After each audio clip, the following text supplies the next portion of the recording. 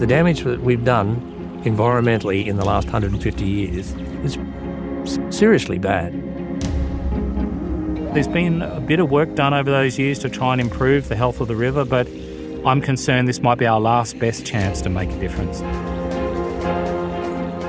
This whole area, the Mary River catchment, was affected very badly in the 2022 floods. We had record floods come through. The floods are getting worse. The dry times are getting worse.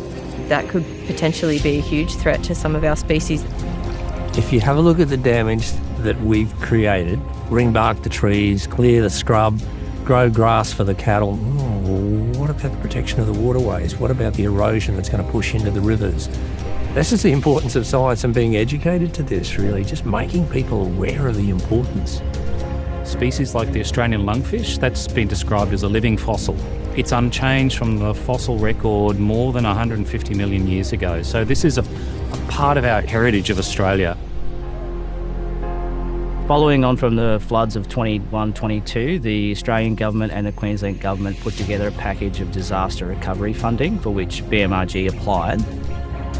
Our primary focus as BMRG is to invest with intent in this catchment. We really want to value and measure our natural assets.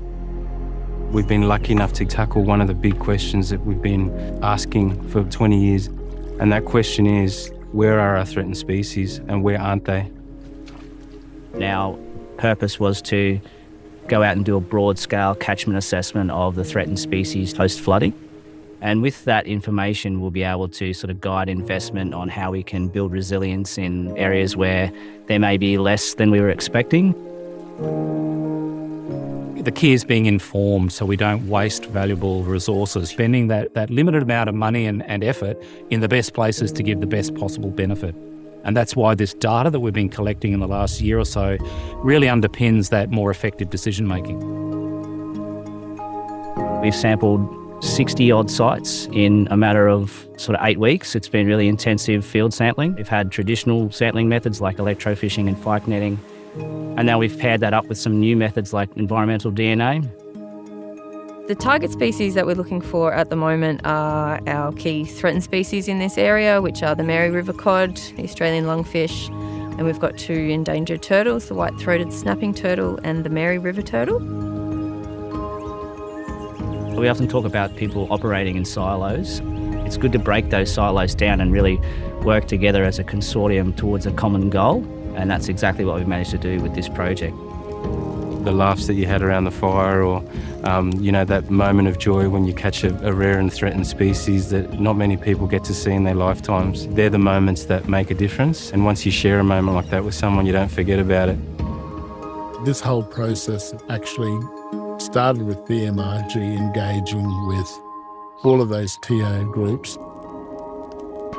200 years ago, people were taken out of the country, so it's about bringing people back. So that's a part of the bigger plan. It's about working together and building that partnership in the near future for our upcoming generation as well. Build the relationships in a healthy way so they're confident in who they're approaching and knowing that those people are there for them. It's collective information that makes good medicine for a country. I used to question if we've lost stuff, and now I say nothing's lost. That knowledge isn't lost, it's asleep and dormant laying out there. It's so important, and getting our young ones back out on country and reconnecting with country, reconnecting with culture, engaging with places like BMRG, and so it's good that you can show that scientific side to back up the knowledge that we've had. We need to go back to the grassroots with our young people, teaching them their culture on country. The only way to do that is to be on ground and get them in a position where they're always in country, learning from the best teacher, which is the ground beneath us. Learn about the country and how to look after the country and how we can break that barrier. Build the relationships in a healthy way, and knowing that those people are there to support them, to put them in a position where they can care for country. We're not going to be here forever, and if we don't pass on the information and they're going to miss the opportunities. And you don't want to be 10 years down the track and them having the same conversations that we've had to have. We need to use the old science and use the new science, combine the two into one science and make something positive happen quickly. Science, threatened species, restoration of habitats is not something that's been traditionally well funded. It's our job to make sure that that funding is directed towards meaningful environmental restoration. The key to the environmental accounting framework is having that standardisation of methods that we measure across landscapes and species and projects that enables us to compare apples with apples. If we can bring our various expertise to the table, bring our resources, we can do a much better job than if we were working individually. So that's been the spirit of the collaboration. It's not too late to turn it around, and there's really fantastic processes in place. We owe it to our future generations to do what we can, I think, to recover this catchment and its amazing hotspot of threatened species. It all sort of builds towards our 10-year resilience strategy of protecting in the Burnett Mary region, yeah. When you think over the next 10, 20, 50 years, the threats posed by climate change, I think we need to seize the moment now before we lose these species that I think we could all enjoy and care about. We could all just do a little bit like that, because this is my little mosaic, but if we could all do that, we end up with a really big, beautiful mosaic.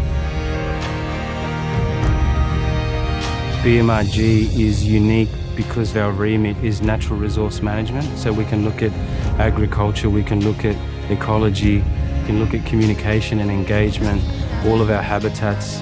It's all part of our natural resources, so we can look at all that together. The story's not finished yet.